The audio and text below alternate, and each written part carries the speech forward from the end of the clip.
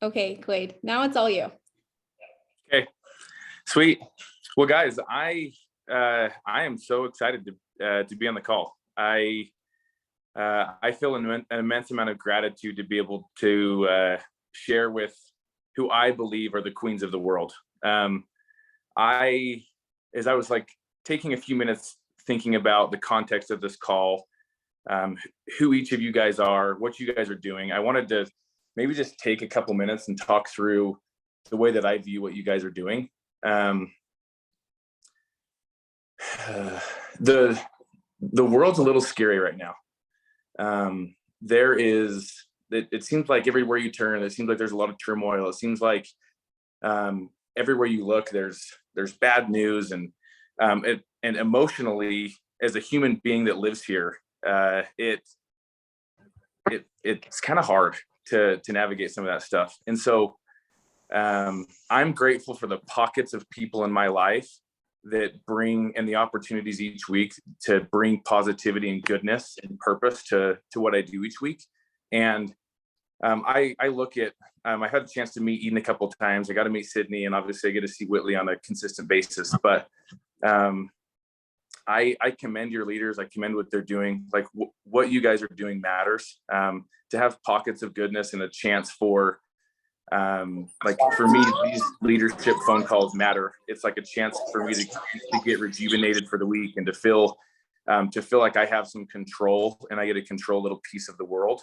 And so I just wanted to start with that what you guys are doing really matters. And from someone who has tried to create pockets, and I'm a part of certain pockets and of good in the world, I just wanted to commend you guys for that first off. So I've got to watch this organization exist from afar for a little bit. And one of the things that I've noticed that is a common phrase that I've seen Whitley, Sydney, and Eden share is this phrase that you can sit with us. And again, my wife mentioned that Whitley mentioned that my wife is in another MLM type program. And there's so much power in a day-to-day world where knowing how exhausting it is to raise kids, the demand that it takes to be a mom, the demand that it takes to go try to show up for your family every day can take an extreme toll. And so the fact that you guys create an opportunity for each other outside of that, and a chance to show up. There's days where I talk with my wife and she's like, yeah, I didn't talk to another like adult human being today. Like all I did was clean diapers and like clean up messes and like all the things that exist for being a mom. And so I'm grateful for pockets like this. And I love that you guys have created a culture that says that like you're welcome here, no matter what background you come from, you can come sit with us. And I just think that culture really matters in an organization. And I commend the culture that you guys are building all together. So anyway, sorry for that being a little long-winded, but I think what you're doing matters. When Whitley asked me to speak on ways to enhance your production, I have 4 different things that I want to talk through today. And the first 2 are how to enhance your personal production. So and it doesn't matter what product you're selling. I think these principles are universal. And in my business, we're in the solar business, and it really doesn't matter what you're selling. I think these principles are universal. So the first 2 are on personal production. And then if you're on this phone call, you're likely either considered a leader, someone quote unquote above you sees potential in you, sees that you can go lead. And I think the way that this bit, like at least in my business, you get chances and opportunities when people see potential in you. And I think that the way that doTERRA works is that you can enroll people, and you can maybe have people that get enrolled under you from some of your leaders to go give you chances and opportunities to go lead. And if that's you and you're on this phone call and you haven't recognized that that's you, I think it's important to go understand that. But also, if you feel like you're called to lead and it's something that you're passionate about and it's something that gives you purpose in life, then I also congratulate you in that. So the other 2 things I'm going to talk about are to leaders. You've been called to help enhance other people's production and to get people to move forward, and try to create some sort of motivation to allow people to move forward in a positive direction. And so to just outline what I'm going to talk through, the first two are about personal and the second two are how to go get performance from your people. So I'm going to start with number one. I guess I have and I'm hoping this can be a little bit of an open format, but I have a question that I want to pose, and my hope is that we can get a little bit of participation and I can get to know some of you a little bit. But the first question that I have is, why are habits important? Like fundamentally, why are habits important? I'll start off if that's okay, just like lead the conversation. Yeah. A huge reason that habits have been good for myself is that I learned that I can trust myself.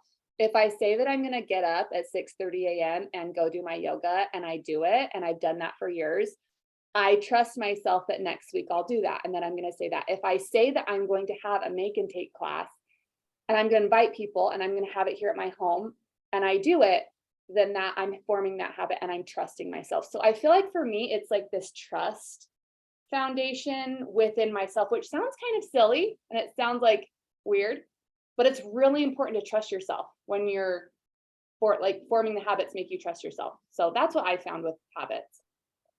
That's perfect. Anybody else have any thoughts I have on a why thought. habits matter? Yeah. So from the book Atomic Habits, he has this quote, and it says something along the line of, like, you don't rise to the level of your goals, you fall to the structure of your processes and your systems, which are basically your habits. And I love that because, like, everyone has the same goals, and the people that are successful are the ones that have the processes and habits in place to hit them. Absolutely. I love that book, by the way. It's fantastic. Yeah. I'm searching around on here. I'm on my phone. I apologize. What was your name? Oh, my name's Shelby. Oh, hi, Shelby. Nice to meet you. Hi. Anybody else? I'll say one thing. When I did 75 hard, you had to do all the hard things. And that was probably the first time I realized that I ever like stuck to something, kind of like what Sydney said, to prove that you trust yourself. But for me, it was like to prove to my brain that I am capable. And from that, I learned like creating lists and checking it off. Like our brains work that way. Whether you think you are or not, your brain gets like a drop of dopamine when you say, I'm going to go work out, and you write it down and then you check it off your list. Like our bodies physically, literally thrive in that format.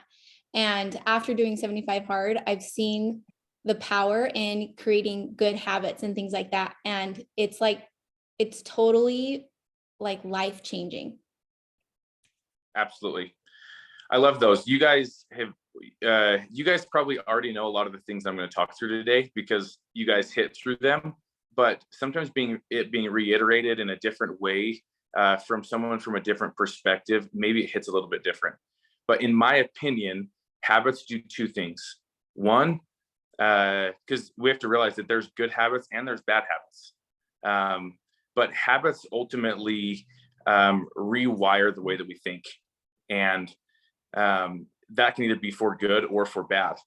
And if they're done good, what it does is it builds confidence in us. So that trust that you guys are talking about, it really does allow you to, like, if you're struggling with self-confidence or self-image, one of the best things you can go do is keep a promise to yourself and go do it. And that can start very small. And so if we're talking on this phone call, if you're trying to enhance your performance, but you're struggling with the confidence to go do that, go keep a small commitment to yourself. If you, and I do have some context coming into this meeting and understanding, but if you were asked to go enhance your performance and to create a reel, and you wanted to go do that, like the first time that you go to do that, it is exhausting. It takes so much energy to go say, okay, I'm going to go like do my hair and I'm going to get all right and done up to do this one thing today. And it takes a lot of bandwidth, like mental energy, to go do that one thing. Well, what habits are, and this is going to dive into a little bit of my belief system. Habits are God's way of eliminating our bandwidth or creating more bandwidth for us. So for an example, I'm going to have everybody like imagine this situation. What is your shower routine? Like actually think through it, because I promise you it is the same every day. Or well, for guys every day. For you guys, you shower like once a month or something when your hair gets greasy. But like when you do actually take a shower, what is your shower routine?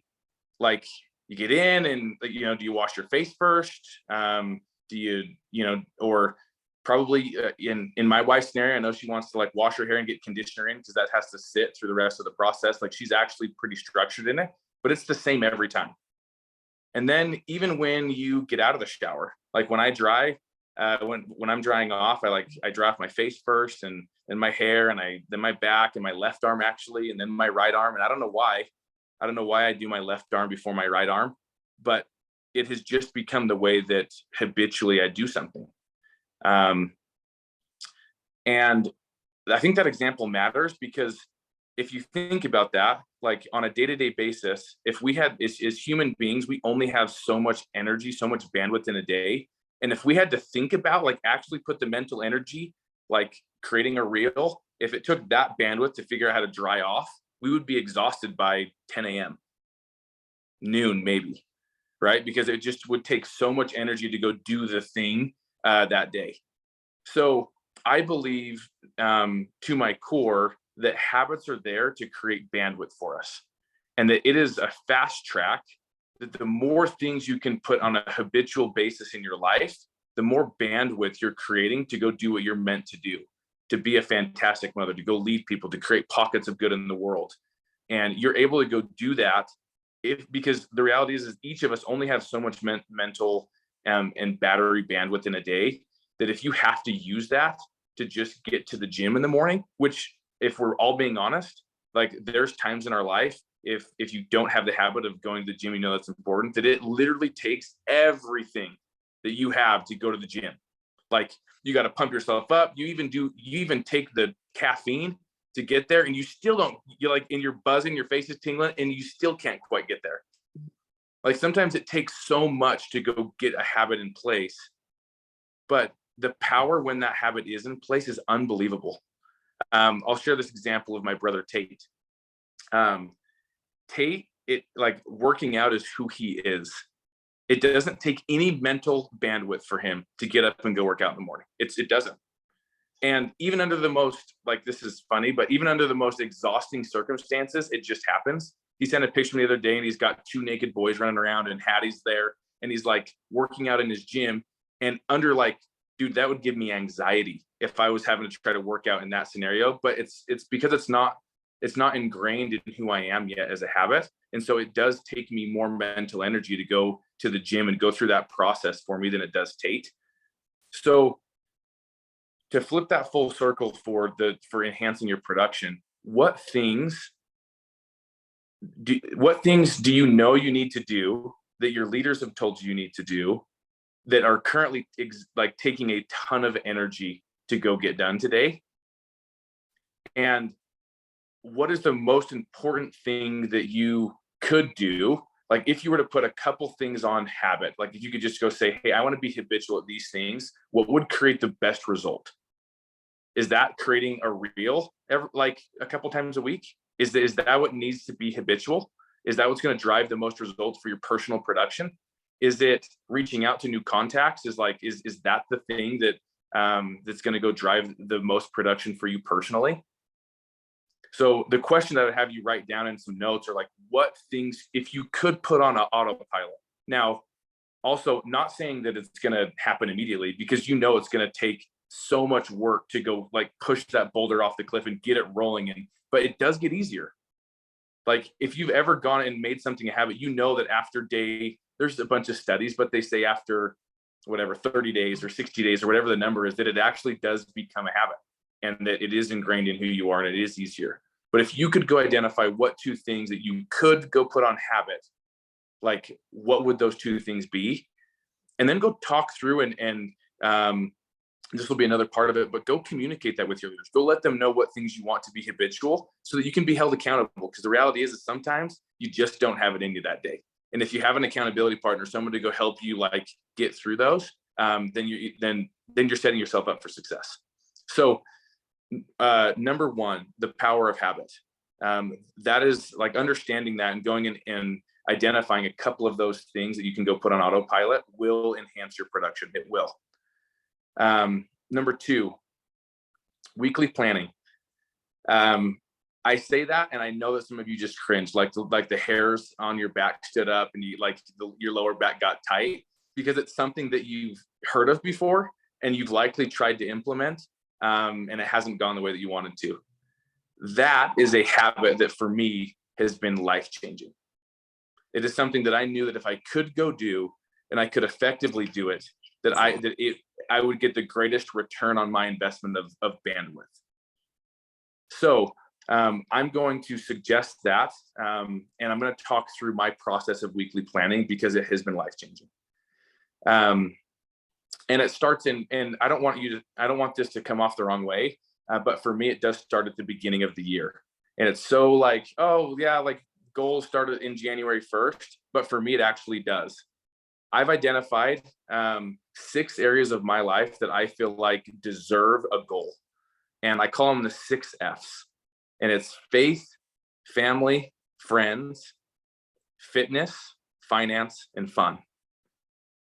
And I believe that those, like to my core, those are 6 areas that I believe deserve goal setting, that deserve my bandwidth in setting out and striving to achieve something in each of those areas, and to follow up on it on a weekly basis.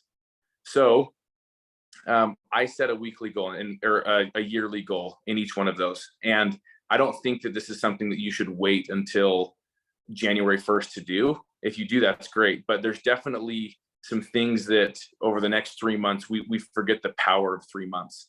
Over Q4, there's definitely some things in your business, in your finance world that deserve attention today. And I don't think you should wait till January 1st to start. But that's the way that I do it. So I have my 6 F's, and then in my weekly planning, it's just a notebook. On one page I have the 6 F's, and then every week for me, habitually, it happens Sunday evening. Sunday evening, I sit down and I put the 6 F's on my paper. I write faith, I skip 2 lines, I put family, I skip 2 lines, I put friends, and I go all the way down: faith, family, friends, fitness, finance, and fun. And I look at my goal and I say, what's something small that I could do this week to inch me that way? Something, and honestly, sometimes it's really small. But it has to be something. And for me, I travel a lot for work. So I have to go be cognizant of, okay, what can I do this week from afar to reach my family goal? Because I'm not with my family this week.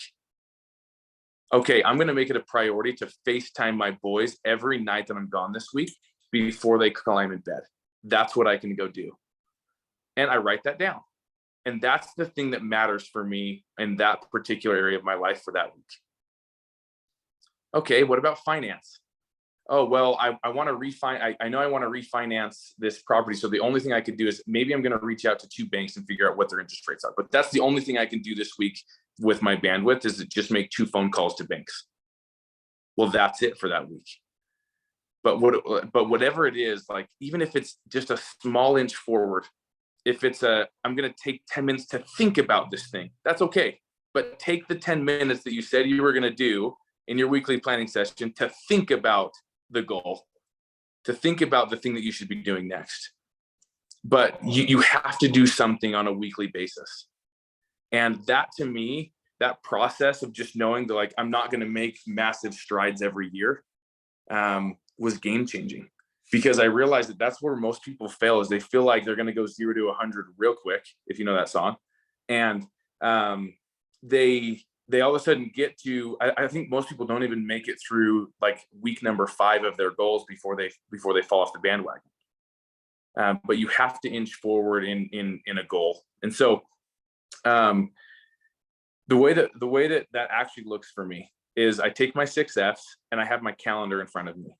And before I fill my week up with anything else, I figure out what day, what specific time am I going to go do this thing? And I put it in my calendar. Because the reality is our lives are all so busy and so hectic that it's going to get filled. Your time's going to end up somewhere. So you have to go schedule in the things that matter first.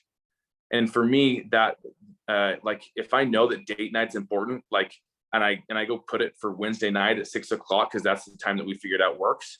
I have to put that on my calendar because if not, Wednesday night at 6 is going to get filled with something else. It will, and it ends up not being. And all of a sudden, it's not that it's not a priority, but we're not wired to be able to go handle that many moving pieces at one time. So we've got to go create structure for the things that matter in our life. And I have found that the clarity that brings me for my business and the clarity in the things that does for me and my family have been absolutely life-changing. So then once I schedule those things, there's some things that you just got to get done. You're like, okay, this literally cannot wait another week. I have got to get the laundry done, or I've got to get my car cleaned, or there's some things that just cannot go another week. Those are the second things that go into my calendar. So number 1, the 6 F's. Number 2, the things that can't go another week. And you've got to go and you put those in there. And then everything else, the appointments and the taking the kids to soccer practices and the grocery shopping and all of the things that exist in your day-to-day world as a mom start to fill up the rest. But you have to be cognizant of putting the things and scheduling the things that matter. Because if not, you'll end up feeling like I did before I implemented this, and just feeling like you're drowning. Like I was drowning, and I knew that there was areas in my life that mattered, and I knew that, and I just kept dropping the ball. I felt like if I wasn't spending time with my family, it was my fitness had to suffer. And if I wasn't in it, but if I was all in it, feeling like I needed to work out, that time with my friends or like those relationships suffered. And the thing that I'm going to counteract what I'm saying with is that you're told that you need to find balance. The reality is life's unbalanced. It's not going to happen. But inching forward in those certain areas of your life allows you to feel an element of balance to keep moving forward and not feel like you're just being crushed. But the reality is, as a mom, you guys are so unbalanced. Like the reality is like your kids take so much energy and time and bandwidth from you that sometimes you even think about going to the gym or think about creating a reel on Instagram for your doTERRA, but like that you can't even possibly think through that. And so if it matters to you, you've got to go figure out a way to structure it, even if it's something small. So those are the 2 things to enhance your personal performance. If I'm giving any tips or suggestions, the power of habits. Really quick. Yeah, go ahead. Did you notice that when you say 6 F's, it sounds like success? Have you ever heard, like, every time you kept saying 6 F's, it sounds like success. And like literally, Quade is like, I don't know, like one of the top 5 most successful people that I know. And these 6 F's that he's putting in, like he literally puts friends down. I don't think any of us, maybe you guys do, but I sure don't think, oh, wow, how can I better my friendships this week? And how can I have more fun this week? Let's schedule fun. I don't think that we do that. And Quade, like he is just like all rounded in just so well-rounded in so many things. So I love that you shared your 6 F's of success because it sounds like that. And I just loved it so much. That's all. I've never connected the dots there. Maybe it's just because I stumble over my words and it happened to sound like success, but I appreciate that. That was insightful. Those 6 F's for me, and maybe you find value in different things, but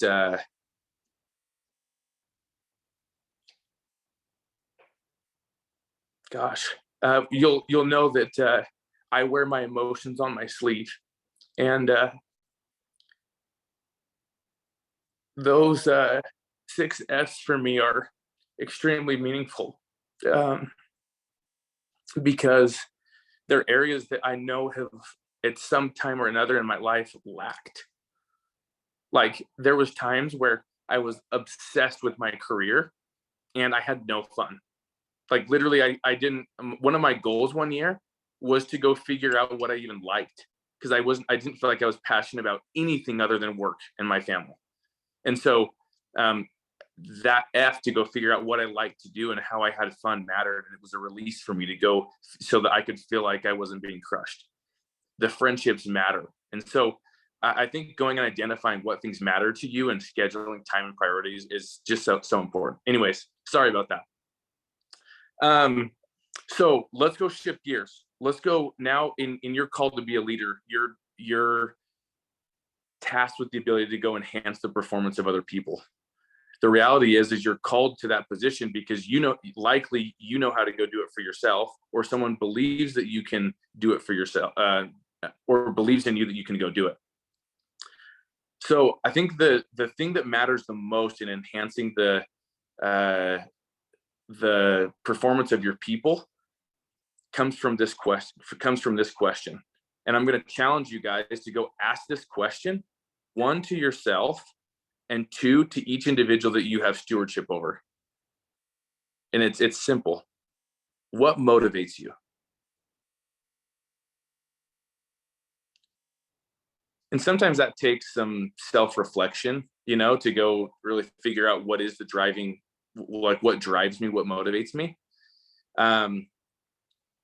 You could all Google like the 10 motives of human beings, and they're going to go and they identified 10 different things that motivate human beings. And maybe you can take that list, if someone motivates, go give them an example.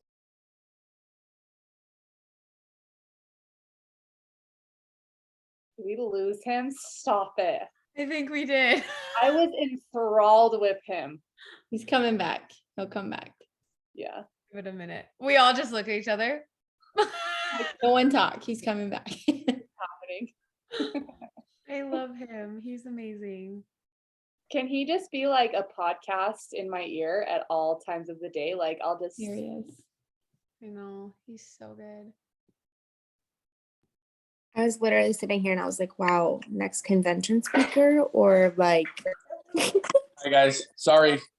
I hit a phone call and I tried to exit out of a phone call and I got kicked out. You're okay. We're glad you're back. Grateful to be back. I also realized that I was going long, and Eden, sorry I'm taking so much time. I'll speed it up. No, we love it. Take as much time as you want. When you left, everyone was like, "We love him. We need him every week." So We were like trying to soak it all in, like sit in our thoughts while you were gone for a second. You guys are kind.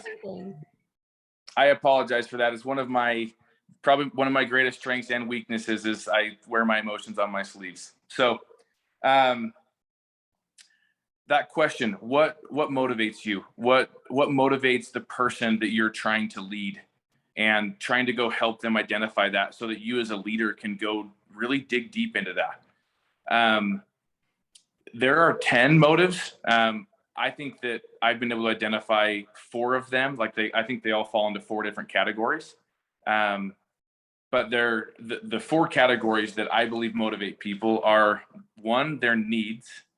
Some people, the reality is as human beings, we have needs. We have financial needs. We have our kids need, food on the table and clothes, and we have to pay rent or a mortgage and a car payment. And there's actual needs that can be an extreme motivator for people. But sometimes that's although we think oh yeah, I need to go work because I have bills I have to pay, I'm not motivated to go work. So that's not actually the motivator to actually get you up and get you moving. So there's needs. The other one is competition. Some of the most successful people that I know literally thrive on competition. You go pair them up with someone for something and it motivates them. It's actually the thing that will get them moving every day, is the ability to go compete. There's a couple people in my life and that I have stewardship over or that leaders that I've had that I know are motivated by competition. Third is external and internal incentives. It's crazy how hard some people will go work to go win a pair of shoes, or to go just win something. But it's not the winning that matters, it's the actual prize. It's like the fact of like getting a prize matters to them. And then the fourth is, and I believe the most powerful, is recognition. And there's a quote that comes from one of my favorite books. It's called The Leadership Challenge. And it says, and it was just an eye-opening moment for me. In my business, we spend hundreds of thousands of dollars to drive competition and incentives, hundreds of thousands of dollars. And the reality is that most people, I believe, operate because they want to be recognized. And when I have done this self-reflection in my own life, it's a little bit daunting and scary to have to go really recognize what motivates you. And sometimes you feel bad for that. I remember having this conversation with Whitley, but the first time that I realized that I actually am motivated because I want to be recognized, it sounds like self-serving and prideful. And I think that there's definitely emotions that you have to go, like, once you start to see some success and go through that and you are recognized, there's some emotions that you have to go navigate once that comes. But that need and want to be recognized is so real for so many of us that's okay. It is a great motivating emotion as a leader to go dive into for your people. And honestly, it costs you nothing. It literally costs you maybe a text message, maybe a quick graphic on a social media platform. But as far as like what it actually costs you is nothing. It's free, and it's your greatest asset as a leader. Just go recognize your people. Give them recognition for the efforts that you see them putting in, for the changes that they're making, for the performance they had. And if you do that, man, it's such a powerful emotion. But a quick story is I had a guy that I asked him what he was motivated by, and he told me the competition. And so I consistently would, as his leader, would go have him go compete, and would go I would go put him up against someone mentally on the week in a performance, and that person didn't even know that he was competing with them. I would say, hey, I want you to go compete with Tyler this week. And he would go watch Tyler's numbers day in and day out. And he would go compete with him internally without even knowing that. And Tyler's over there just having a normal week, just doing his thing. But this guy was so motivated by competition. And as a leader, I was able to go recognize that. And his performance went through the roof, because as his leader, I was able to go identify what motivated him. And I was able to go lead him more efficiently because I understood what actually got him up and motivated him. So asking that question directly to your people is something that I'd recommend, while also internalizing that and going to your leaders and saying, hey, these are the things that motivate me, so they can help lead you better. So the last thing I want to talk about is the power of accountability. As leaders, I believe you have two main responsibilities. One is to do what we just talked about, to motivate your people, and two is to hold them accountable. And accountability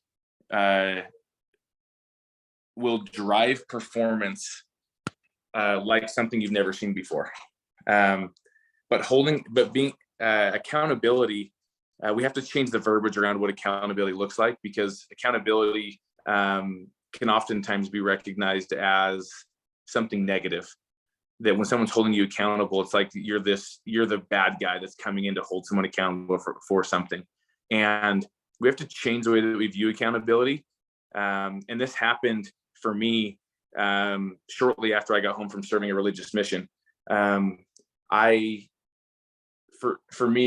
was really good friends with one of my roommates, and he helped me change the way that I viewed accountability. And because it was two friends holding each other accountable, And he didn't realize the leadership impact that had on me and how much I respected and loved him for doing this. But he would hold me accountable.